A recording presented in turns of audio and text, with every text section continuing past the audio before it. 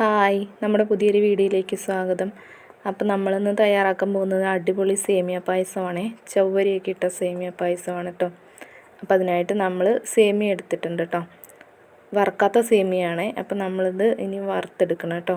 അപ്പോൾ കുറച്ച് ചവ്വരി നമ്മൾ വെള്ളത്തിൽ കുതിർക്കാനായിട്ട് ഇട്ടിട്ടുണ്ട് കേട്ടോ. ഒരു പിടി മതി കേട്ടോ. അപ്പോൾ അങ്ങനെ നമ്മൾ പാൻ അടുപ്പത്ത് വെച്ചിട്ടുണ്ട്. അതിലേക്ക് നമ്മൾ 1 ടേബിൾ സ്പൂൺ നെയ്യ് ഒഴിച്ചിട്ടുണ്ട് കേട്ടോ. ഇനി നമ്മളിത് സേമിയ വറുത്തെടുക്കണം കേട്ടോ. സേമിയ കരിഞ്ഞു പോവാതെ നമ്മൾ ചെറിയ തീയിൽ വെച്ചിട്ട് വേണം കേട്ടോ വറുത്തെടുക്കാനായിട്ട്. അപ്പം നമ്മൾ സേമിയ ഇട്ട് കൊടുത്തിട്ടുണ്ട് കേട്ടോ. എന്നിട്ട് ചെറിയൊരു ബ്രൗൺ കളർ ആകുന്നവരെ വറുത്തെടുക്കണേ. ഇപ്പം ഏകദേശം സേമിയ ചെറിയ രീതിയിലൊക്കെ ആയി വന്നിട്ടുണ്ട് കേട്ടോ. ബ്രൗൺ കളറൊക്കെ ആയി വന്നിട്ടുണ്ട്. ഇനി നമുക്കതൊരു വേറെ പാത്രത്തിലേക്ക് കോരി മാറ്റാം കേട്ടോ. ആ പാനിലേക്ക് തന്നെയാണ് കേട്ടോ നമ്മൾ പാലൊഴിച്ച് കൊടുക്കുന്നത്. ഞാനിപ്പം 1 ലിറ്റർ പാലും അതേ അളവിൽ തന്നെ വെള്ളം ഒഴിച്ച് കൊടുക്കുന്നുണ്ട് കേട്ടോ. എന്നിട്ട് പാല് നമ്മൾ തിളയ്ക്കണ്ട, ചെറിയ രീതിയിലൊന്ന് ചൂടാകുന്നവരെ വെക്കണേ.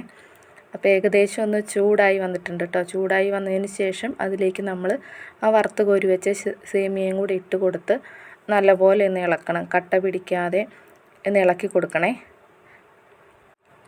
അതൊന്ന് തിളച്ച് വരുമ്പോഴത്തേക്കും അതിലേക്ക് നമുക്ക് കുതിർക്കാനായിട്ട് വെച്ചിരുന്ന ചവ്വരിയും കൂടെ ഇട്ട് കൊടുക്കാം കേട്ടോ.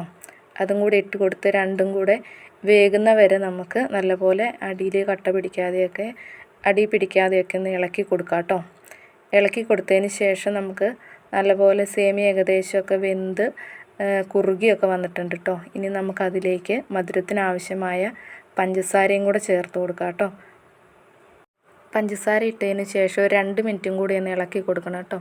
അത് കഴിഞ്ഞിട്ട് നമുക്ക് ഏലക്ക പൊടിച്ചതും കൂടെ ചേർത്ത് കൊടുക്കാവേ. ഒരു 3-4 ഏലക്കായ പൊടിച്ചതും കൂടെ അതിലേക്ക് ചേർത്ത് കൊടുത്തിട്ടുണ്ട് കേട്ടോ. ഇനി നമുക്ക് ഒന്ന് ഇളക്കി ഒന്ന് തിളച്ച് വരുമ്പോഴത്തേക്കും നമുക്കതിലേക്ക് അണ്ടിപ്പരിപ്പും മുന്തിരിയും കൂടെ വറുത്ത് ചേർക്കാം കേട്ടോ.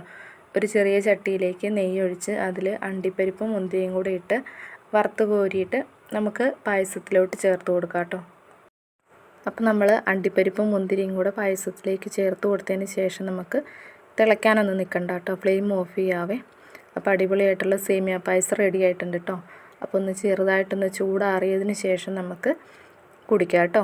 അപ്പം ഇത്രയേ ഉള്ളൂ കേട്ടോ വീഡിയോ ഇഷ്ടപ്പെടുവാണെങ്കിൽ ലൈക്ക് ചെയ്യാനും ഷെയർ ചെയ്യാനും സബ്സ്ക്രൈബ് ചെയ്യാനൊന്നും മറക്കല്ലേ.